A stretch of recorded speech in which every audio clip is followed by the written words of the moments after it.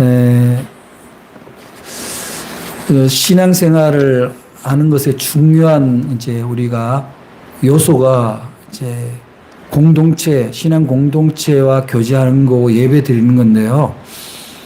때로는 예배를 드리고 있고 신앙 공동체 생활을 함에도 불구하고 내 신앙이 활기가 없고 영적인 에너지가 점점 줄어드는 것을 느낄 때가 있습니다.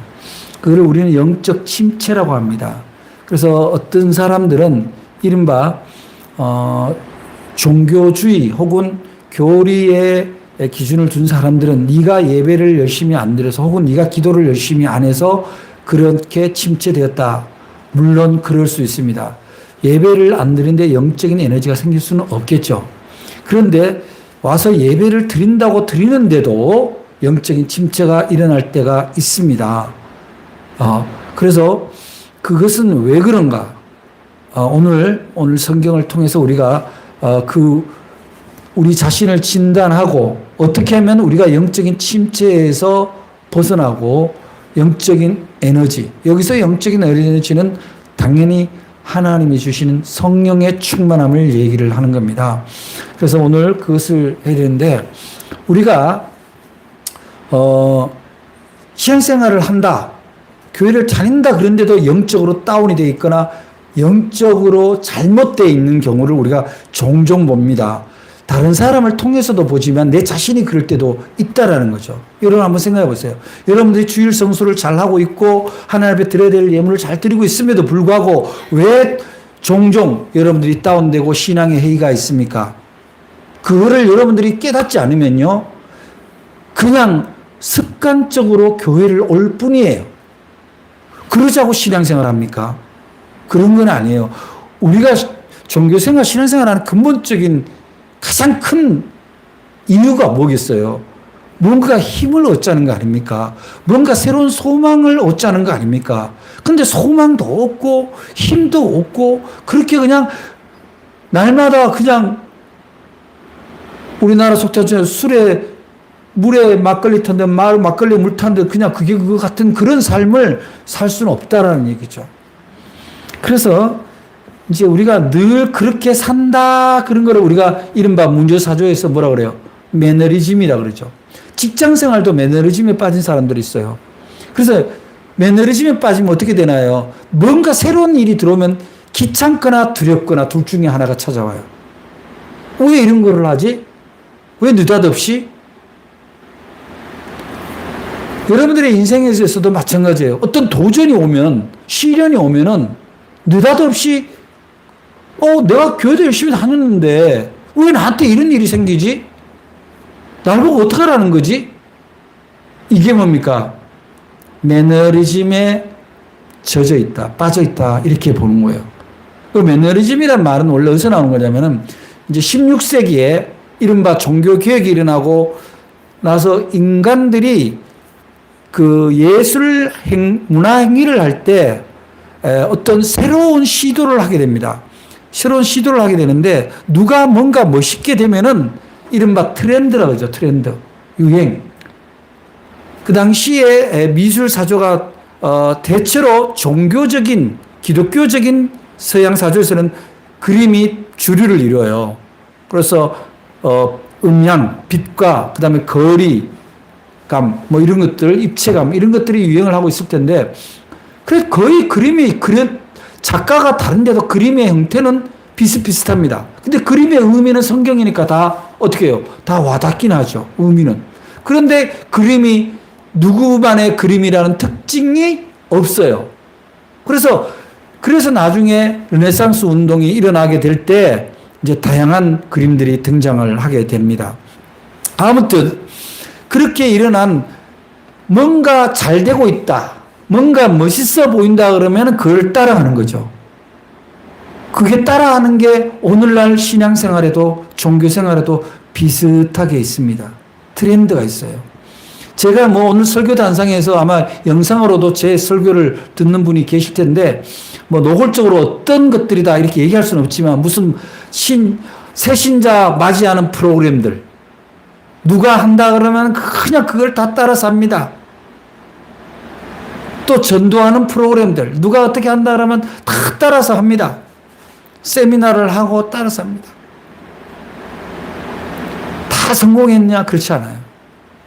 왜 그럴까요? 사람은요, 하나님이 다 다양한 성품과 다양한 달란트로 재능을 줬기 때문에 받아들이는 게 다 달라요. 어떻게 똑같은 방식으로 하면 똑같이 감동할 수 있겠냐고요. 불편할 수 있거든요. 그래서 신앙생활도 매너리즘에 젖으면 이거를 다른 얘기로 하면 뭐냐면은 똑같은 패턴에 똑같은 말씀을 전하고 똑같은 사람들과 똑같은 신앙생활하면 정은 들지 몰라요. 그건 정일 뿐이에요. 인간적인. 그러나 내가 신앙생활 안에서 무엇을 도전해야 되고 무엇을 행해야 될 것인가에 대한 정확한 가치와 기준이 모호한 거예요. 그저 교회 오면 교회에 있는 사람끼리 사귀어서 좋고, 목사님 말씀은 뭐 늘 그 말 같지만 그냥 말씀이니까 그냥 아멘하고. 그것이 과연 우리 주님이 십자가에 달리신 이유가 될까요?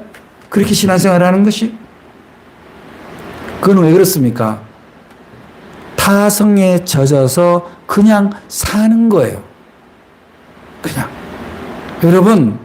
여러분에게 주어진 이 생명의 시간을 타성에 젖어서 그냥 사시는데 허비하지 않기를 주님의 이름으로 간절히 부탁을 드립니다. 오늘 성경에 히스기야 임금이 등장을 합니다. 이 히스기야는 남유다의 왕인데 그 전에 자기 전대의 왕이 대부분 보면은 성전이 있으나 그 하나님 앞에 제사 드리고 예배 드리는 것이 타성에 젖었고 이렇게 저렇게 다른 종교의 흉내를 내고 그러다 또 다른 종교의 어떤 문화들이 들어오고 그러니까 뭐 그냥 혼합이 된 거예요. 그냥. 여러분 우리 개신교는 혼합되지 않았나요? 우리 자신의 신앙은 혼합되지 않았냐고요. 무속이 갖고 있는 무조건의 기복, 제사장이라면 무조건 충성해야 되는 반이성적 행동, 내가 무언가를 많이 바쳐야 무언가를 많이 받는다는 인과응보적 사고, 교회 안에 계급을 세우고 질서를 세우는 유교적 사고. 예수님은 그거를 다 타파하기 위해서 오신 분인데 그것을 그대로 다시 유대교의 전승을 그대로 답습하고 있는 오늘의 우리 모습을 보면 히스기야 왕의 모습을 보고 우리가 다시 깨달아야 될 필요가 있다. 그래서 이걸 무슨 다른 신앙 공동체의 어떤 잘못된 것을 비난하고 뭐 손가락질 하자는 게 아니라 내 자신을 들여다보자는 거예요. 나는 타성에 젖지 않았나? 나는 매너리즘에 젖어 있지 않느냐? 아이들한테 똑같은 잔소리 해보세요. 안 들린다 그랬잖아요. 그 아이들은. 엄마가 아무리 말을 해도 안 듣습니다. 대답만 응응할 뿐이에요. 앉아서 아멘만 하지 계단 밖을 나가면 어제의 삶과 오늘의 삶이 다름이 없고 예수 믿을 때와 안 믿을 때와 다름이 없는 나의 모습이 있다 이 말이죠. 그게 영적 침체입니다. 영적 침체가 아닌 영적 상승이 있는 영적 에너지가 충만한 때는 어느 때입니까? 뭔가 소망이 있고 뭔가 기대가 있고 뭔가 나를 던질 만한 삶의 가치가 있는 일이 나한테 주어져야 영적인 침체가 극복이 된다는 거예요. 누군가가 나를 이끌어줘서 되는 게 아닙니다. 오로지 내가 하나님 한 분, 예수님 한 분만 믿고 나의 삶의 방향을 재점검하고 나갈 때 우리가 영적 침체에서 벗어날 수 있다는 사실을 여러분들이 믿으시기를 바랍니다. 그래서 주님이 뭐라고 그래요? 우리한테 주신 말씀 중에 가장 중요한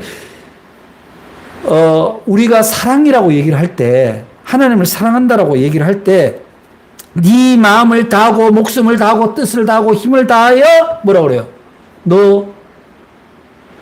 너의 하나님, 너의 하나님을 사랑해라. 그게 마음을 다하고 목숨을 다하고 뜻을 다하려면요 무엇이 하나님의 뜻인가를 알아야 되는 거예요. 진짜. 그런데 대부분의 우리 신앙 안에 매너리즘이 뭐가 들어와 있을까요? 타성이 규모입니다. 규모, 덩어리. 많이 있으면 좋은 거고 다다익선이라고 많은 게 나쁠 수는 없지만 많은 게 절대 선은 아니라는 거죠. 높아지는 거. 내가 높아지는 게 나쁠 건 없지만 그게 절대 선언일 수는 없다는 거. 그게 절대 하나님의 뜻일 수는 없어요. 그래서 여러분, 충성도 잘못하면 맹종이 되는 거잖아요. 뜻을 정확하게 알아야 올바른 충성이 되는 거예요. 그래서 그렇게 말하자면은 마음을 다하고 목숨을 다하고 뜻을 다해서 힘을 다해서 이 네 가지 일을 다해서 하나님을 사랑하는데 그와 마찬가지로 그다음 뭐라 그래요? 내 이웃을 내 몸과 같이 사랑하라. 주님이 말씀하는 건요. 네가 하나님을 사랑하는데 이렇게 사랑해야 되고 그와 마찬가지로 방향을 제시해 준 거예요. 하나님을 사랑하는 건 우리가 수직적으로 하나님을 들여다보는 거고 이웃을 사랑하는 수평적으로 나아가야 될 방향입니다. 여러분의 인생을 돌아보시기 바랍니다. 사랑하는 여러분, 여러분은 여러분의 신앙이 다른 사람들에게 어떤 선한 영향을 끼치는지 돌아보셔야 돼요. 그게 복구가 되어야, 회복이 되어야 영적인 침체에서 벗어날 수 있습니다. 내가 나만을 들여다보고 있는데 무슨 영적인 충전이 일어나겠냐고요. 내가 해야 될 일이 있을 때 에너지가 필요한 거예요. 내가 사랑해야 될 대상이 있을 때 에너지가 필요한 겁니다. 그래서 제가 문학을 하고 있잖아요. 저한테 시를 배우고 글을 배우는 사람들, 그래서 저한테 뭐 보내옵니다. 학생들이. 그럼 보면은 계속 옛날에 우리 초등학교, 중학교 때 교과서 나오는 시들, 그것의 답습, 또 시량시를 쓰면 다윗의 시편의 답습이 그냥 계속 와요. 자기는 없는 거야, 자기는. 자기 자신의 글이 없다는 거죠. 하나님 우리한테 받으시고자 하는 가장 큰 예물이 뭐예요, 재물이? 네 삶을 나한테 보여달라는 거 아닙니까? 다른 사람이 말하지 않는 내용을 네가 나한테 얘기해 줄 수 있겠냐는 건데 우리는 늘 딴 사람이 얘기하는 거 컨트롤 C, 컨트롤 V예요. 기도를 들어도 그렇고 설교를 들어도 그렇고.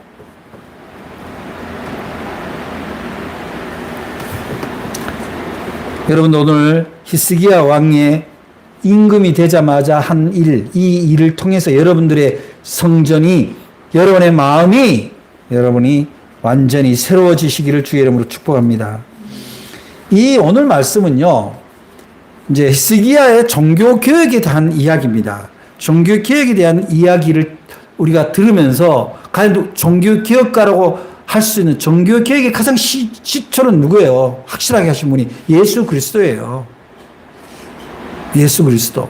그것을 실천하는 방안을 내놓은 것이 바울이고,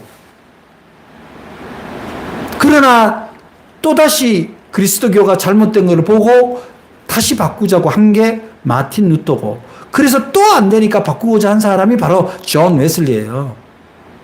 끊임없이 개혁이 이루어졌다. 개혁은 뭡니까? 새로워져야 된다는 거죠. 매너리즘에 빠져 있으면 안 된다는 거예요. 오늘 보니까 3절에 이렇게 나옵니다. 3절에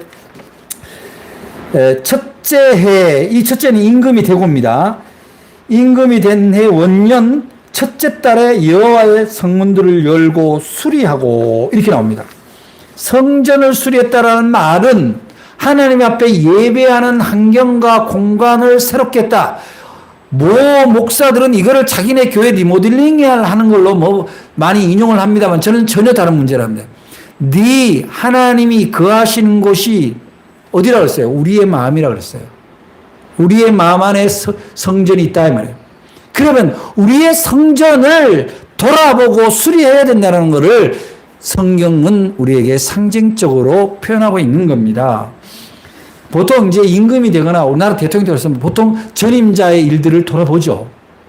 어떤 사람들은 전임자 일을 무조건 부정하고 모든 걸 반대로 많은 사람이 있고, 어떤 사람은 전임자의 좋은 일은 승계하고 잘못된 거는 수정을 합니다.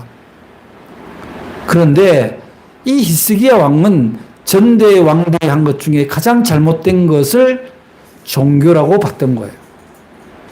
그래서 그 종교가 잘못되니 하나님의 일꾼들의 제사장을 비롯한 신하들이 다 영적으로 왜곡되어 있고 잘못되어 있다는 것을 알 수 있습니다. 그래서 히스기야는 기다렸다는 듯이 바로 성전을 정화하고 새롭게 하기 시작합니다. 그 안에 다른 우상이나 잘못된 것들을 걷어내기 시작한 거예요.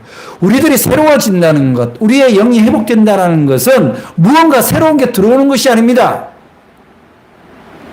불필요한 것을 덜어내고 끄집어내고 포기하는 일입니다. 제가 학생들의 시를 가르치면서 이렇게 글을 이렇게 수정을 할 때요. 그 사람들이 제가 이제 그동안 뭐 30몇 년 시를 쓰고 학생들이 시를 가르친 지가 20년 가까이 되는데, 그러자면은 이 시를 읽으면 이 사람이 뭔 의도고 그냥 금방 알아요. 그 의도를 알기 때문에 내가 의도가 송상되지 않는 범위 내에서 불필요한 거를 이렇게 지워줍니다. 이렇게 붉은 펜으로 이렇게. 야, 이거 지워준 것만 가지고 와라. 지네들이 지워진 거 보고 지네들이 놀라. 선생님, 제가 이렇게 쓰니까 시가 굉장히 놀라졌어요. 그러니까 덜어내는 일, 지워내는 일, 치우는 일이 중요한 거예요. 여러분들의 성전을 정화하지 않고 치우지 않고 정리하지 않고서는 여러분들의 영적인 침체를 벗어날 수가 없다는 거예요. 거기에 가장 많이 차지하는 게 뭘까요? 간섭이에요. 간섭, 습관. 그동안 해왔던 거니까 그냥 하는 거죠. 그것을 드러내지 않으면 할 수 없다. 그런데 여기 보니까 오늘 5절 그 말씀 보니까, 자, 이제 레위 사람들은 제사장 집안이에요. 그들에게 이르되 레위 사람들아 내 말을 들으라. 이제 너희는 성결하게 하고 또 너희 조상들의 하나님 여호와의 전을 성결하게 하여 그 더러운 것을 성소에서 없애라. 이렇게 나옵니다. 그러면 이게 무슨 얘기일까요? 이미 히스기야가 볼 때 성전에 더러운 것들이 있다, 이런 얘기죠. 하나님에 대해서 집중하지 않으면요, 더러운 것이 들어옵니다. 더러운 것이 들어요. 자꾸 더러운 것, 그러니까 뭐 세상의 것은 다 더럽고 교회는 다 선하다 했는데, 여러분, 교회는 세상 위에 있는 거예요. 교회가 완전한 신앙, 완전한 무결점, 무한 공동체가 아니라 그것을 추구하는 공동체죠. 세상과는 좀 다른 공동체. 그런데 마케팅이나, 죄송합니다. 마케팅이 아니라 전도를 하는 것에도 세상의 마케팅 전략을 다 가오잖아요. 뭐 물건을 준다, 오면은 물건을 준다, 전도 많이 하면 뭐 상을 준다, 이런 거죠. 우리들의 자신의 삶이 전도의 도구가 되지 않고 뭐를 준다는 것에 초점이 되어 있다, 이 말이에요.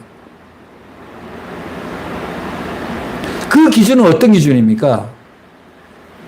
하나님을 모르는 사람의 기준이에요. 삶의 올바른 방향을 모르는 사람의 기준으로 그 미끼를 가지고 전도를 한다, 이 말이죠. 가장 좋은, 교회에 안 오는 이유가 뭡니까? 예수님이 나빠서 안 와요? 오늘날 전도가 안 되는 이유가 뭡니까? 뉴스를 보세요.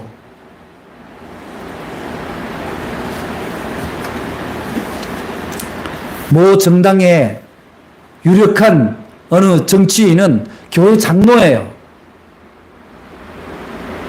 그런데 일본 핵폐수 방해도 된다고 얘기합니다. 그게 생명을 아는 사람이 할 짓이냐고. 개가 웃을 일이에요, 참.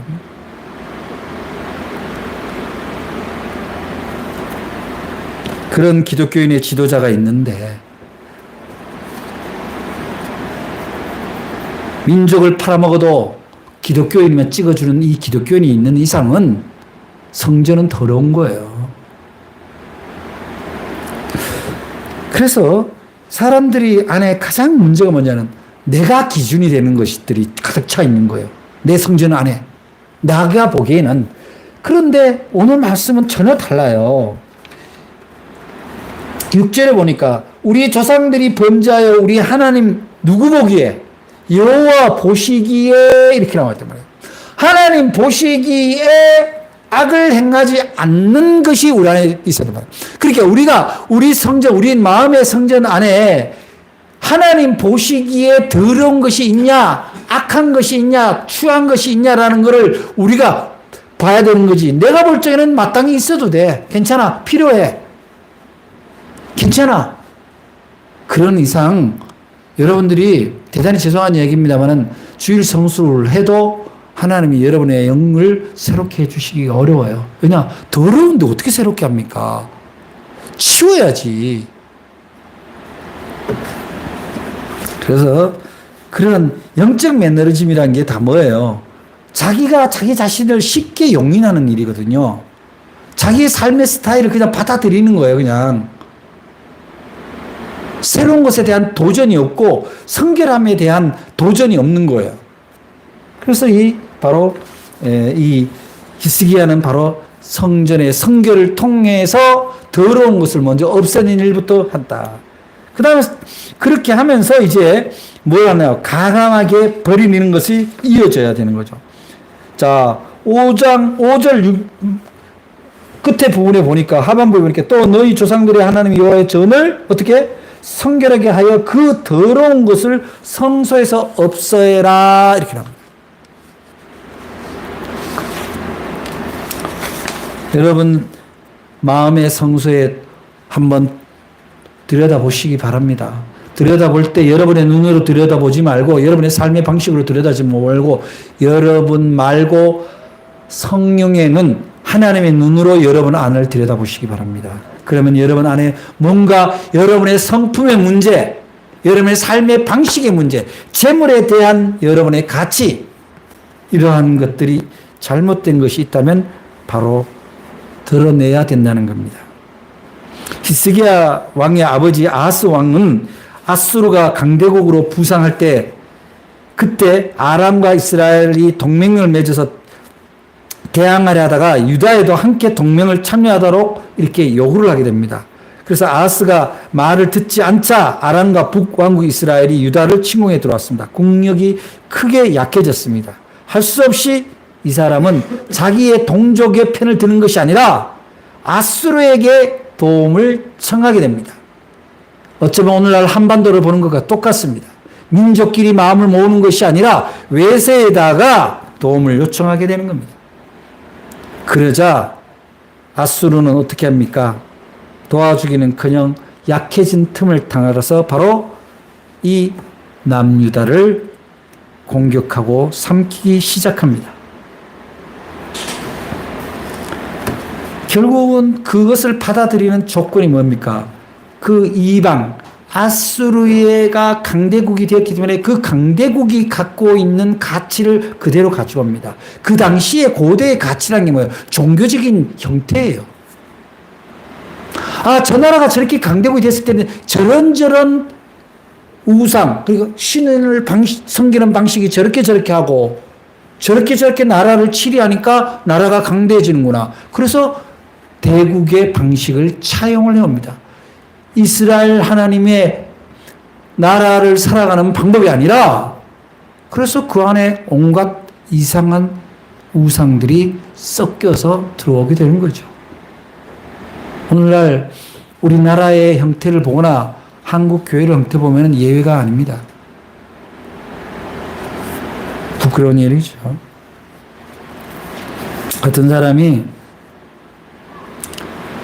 어떤 사람이라 할 것 없이 저부터도 그래요. 제가 평신도 때 이제 젊은 나이에 사업을 시작을 했단 말이에요. 해서 그러면은 이제 돈을 벌기 위해서 이제 사람을 만나면 밥을 사고 술을 사야 돼요. 근데 그러면 예를 들어서 100만 원의 매출을 올려서 한 30만 원 정도가 남는데 그 중에 인건비 떼고 기타 비용을 떼고 나면 한 30% 남는 것에 인건비를 다시 주고 나면 한 10% 남는데 때로는 생각을 해보면은 뭐 접대하느라고 돈 다 쓴 것 같아요. 영업이라고는 얘기를 했지만 앞으로는 남대 뒤로는 미치는 그런 일들을 했던 거예요. 돌이켜보니까. 그리고 또 하나는 뭐냐면은 이게 이제 경쟁이 붙다 보니까 빨리 납품을 해야 되는 거예요. 빨리 납품. 그러니까 토요일, 일요일도 없이 일을 하는 거예요. 교회 신자면서 뭐 종종 막 주일도 빼먹고 또 어떤 사람한테는 자기는 예배시키고 직원들은 나오라 그러고 그런 일을 하면서 보니까 제가 망하고 보니까 그런 것들이 다 떠오르더라고요. 하나님을 믿는다 하면서 사는 방식은 세상에 사는 방식과 똑같이 살아. 똑같이 살아. 그래서 제가요, 다시 망한 거 수억의 빚을 갚는 과정에 제가 바꾼 게 뭐냐면 그런 영업 방식을 다 없앴어요. 그리고 주일날 일하는 거 다 없앴어요. 되더라고요. 놀랍게 돼요. 더 잘 돼요. 지금 이제 이 장마가 지나면 태풍이 올 텐데, 태풍은요 바다에 이렇게 묵은 것들을 이렇게 한번 흔들어서 다시 정화를 하는 기능을 하거든요. 정화를 하는 기능인데, 인생에 태풍이 오면 바로 그런 것 같아요. 여러분들 시련이 오거나 여러분 안에 어떤 깊은 고민해야 할 문제가 있을 때 그거를 자신을 정화하는 계기로 삼으시기 바랍니다. 버릴 수 있는 계기로 삼으시기 바랍니다. 버린다라는 것은 뭐냐면은 쓸데없이 내 앞에 여러 가지가 걸리적거리는 것들을 정리하는 거예요. 정리하는 거. 정리를 해야 앞이 선명하게 보이는 거예요. 길이 보이는 거예요. 제일 중요한 것은 세상의 가치를 강함이 버리는 일입니다. 그래서 그리고 11절의 말씀을 보면 이렇게 나와 있습니다. 내 아들들아 이제는 게으르지 말라. 여호와께서 이미 너희를 택하고 그 앞에 서서 수종들어 그를 섬기며 분향하게 하셨느니라. 게으르지 말라라는 얘기는 여기서 이렇게 표현은 게으르지 말자면 나태하지 마라. 여기서 나태하지 마라는 뭐예요? 신앙의 가치로부터 게을러지지 마라는 얘기예요. 우리의 신앙이 주는 기준을 안일하게 다루지 마라는 얘기예요. 우리의 신앙의 기준을 여러분들이 임의대로 판단하고 여러분들이 임의대로 버리고 취할 수 없다라는 거예요. 철저하게 지켜야 된다는 거예요. 우리 신앙의 기준은 뭡니까? 우리의 신앙의 기준은 철저히 사랑입니다. 철저히 사랑인 거예요. 사랑은 어떤 사랑입니까? 내가 내 자식을 사랑하는 것은 당연한 거예요. 거기다 사랑하지 마세요. 사랑이 확장되는 거예요. 사랑이 확장되는 거예요. 여러분의 직장 동료, 예수를 믿든 안 믿든 그들을 사랑하는 일을 하는 거예요. 여러분의 이웃 중에 어려운 사람, 저 오지에서 선교하는데 선교사의 그 사역을 사랑하는 마음, 내가 사는 이 지역 공동체를 사랑하는 마음, 나라가 나한테 해준 게 뭐 있나 이렇게 얘기할 것이 아니라 나라를 사랑하는 마음, 자연을 사랑하는 마음, 인류를 사랑하는 마음이 여러분의 신앙의 표준입니다. 기준입니다. 근데 그거는 내가 그들을 사랑하면 나한테 돌아오는 게 뭐냐 그렇게 얘기를 하면 안 돼요. 그게 하늘의 상급을 쌓는 일이에요. 그래서 우리가 하나님이 기뻐하는 사랑을 다 행할 수 없기 때문에 교회에다 헌물을 해서 교회가 그리스도의 이름으로 하나님의 이름으로 사랑을 실천하잖아요. 그런데 교회가 건물을 짓고 무슨 자기네들 프로그램을 하는데 돈을 쓴다 이런 것들은 다 보면 어떻게 보면 조금 곁길로 간 거 아니냐 이런 생각을 하는 거죠. 요새 교회 건축 때문에 선교를 잘못해요. 하나님이 제일 싫어하는 거예요. 선교하느라고 건축을 못하겠어요가 정답이잖아요. 전도 용품이 없어서 전도를 못하겠어요. 거짓말입니다. 용품이 전도하지 않아요. 성품이 전도하는 거지. 무엇을 지켜야 합니까? 끝까지 사랑을 붙들고 가시기 바랍니다. 내 사랑의 능력이 없기 때문에 어떻게 사랑해요? 십자가를 지기까지 사랑하신 예수님의 사랑을 붙들고 가는 거예요. 내가 이 정도 손해보고 이 정도 내가 억울한데 그렇지만 내가 사랑을 위해서라면 이 정도는 내가 희생하겠다. 이것이 우리가 철저히 지켜야 될 기준이다. 그러면요, 어떤 일이 벌어지냐? 어떤 사랑을 행할 때, 가치 있는 일을 할 때 하나님이 우리에게 영적인 에너지를 부어줍니다. 뭐 저는 간증하면은 다른 사람 거 간증할 거 없어요. 제가 간증 덩어리예요. 저는요, 이렇게 공동체 활동을 하면서 제가 리더로서 활동을 하는 공동체가 여러 개가 있는데 사람들이 저한테 얘기해 줄 때 제일 감사하고 기쁜 게 보람이 뭐냐면 목사님하고 있으면 희망이 생겨요.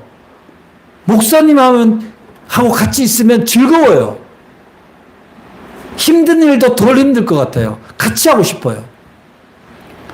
근데 저는 그 에너지를 교회만을 위해서 안 쓰니까 우리 교회는 그렇게 부응하지는 않는 것 같아요. 그러나 여러분들, 우리가 사랑해야 될 대상은 순서가 있지 않아요. 교인 먼저 사랑하고 그 다음에 교인 밖에를 천만에 지금 내 앞에 있는 그 사람이 사랑의 대상인 거예요.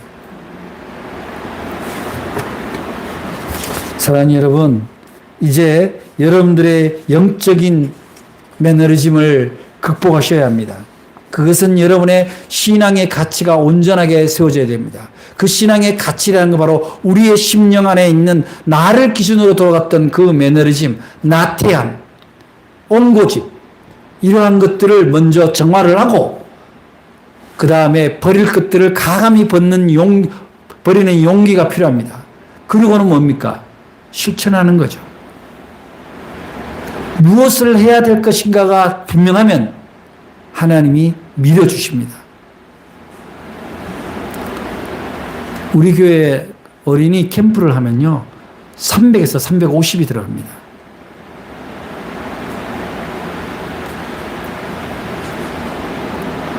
부모들로부터 일체의 단돈 이런 도 받지 않습니다. 근데 하나님은 하게 해주십니다. 제가 문화운동을 하는 것 중에 생명과 문학이라는 책을 개간으로 발간을 하고 있습니다. 한 번 낼 때마다 550에서 600이 들어가요. 여러분, 제가 그 돈이 어디에 있겠어요? 사람을 살리고 세상을 살리는 일이라면 하나님이 주신다는 거예요. 사람들이 물어요. 목사님, 그 책 내려면 연간에 한 2,500 가까이가 돈이 들어가는데 책을 내는 사람이 아니고요. 도대체 이해가 안 됩니다. 누가 돈을 댑니까? 우리 아버지가 돼요. 아버지가 부자시구나. 엄청 부자예요. 누르면 나옵니다. 근데 아버지가 좋아하는 일 할 때만 줘요. 그러시냐고. 그러니까 예수 믿는 다른 사람이 그 사람을 툭툭 치면서 하는 말이 쟤네 아버지는 저기 있다 이거지. 그러니까 그 사람이 좋겠다. 그래서 교회 다녀. 여러분, 하나님이 여러분을 도와주려고 정말 목마른 자 같이 여러분을 갈급하게 기다리고 있어요. 근데 여러분 안에 혹시 다른 것이 많다면 하나님이 채워줄 걸로 좀 드러내시기 바랍니다. 그게 영적인 매너리즘, 영적인 침체를 벗어나는 겁니다. 여러분, 그냥 풍선을 입으로 이산화탄소로 불면요, 풍선이 하늘로 납니까? 못 날아요. 그럼 약간 빼고 그 헬륨가스 넣으면 어떻게 돼요? 약간 떠요. 완전히 비우고 그거를 넣어야 어떻게 해요? 하늘에 뜨죠. 여러분의 삶을, 여러분의 신앙을 나태하게 하는 그러한 것들을 완전히 비워낼 수 있는 결단이 있기를 바랍니다. 그것을 이겨낼 때 여러분은 정말 생기 있고 에너지 넘치는 삶을 살 수 있을 겁니다. 목사님, 그런 게 잘 모르겠어요. 그럼 저하고 상담하십시오. 하나님이 여러분의 준 거를 발견하는 데 도움을 드리도록 하겠습니다. 이제 영적인 침체를 극복하고 신바람 나는 삶, 사랑을 나누는 삶, 주님과 함께 기쁨의 삶을 살기를 기대하는 여러분들에게 오늘도 하나님이 엄청난 에너지를 선물로 가지고 오셨다는 사실을 믿으시기 바랍니다. 기도하겠습니다. 사랑의 주님, 감사합니다. 여러 가지 세상의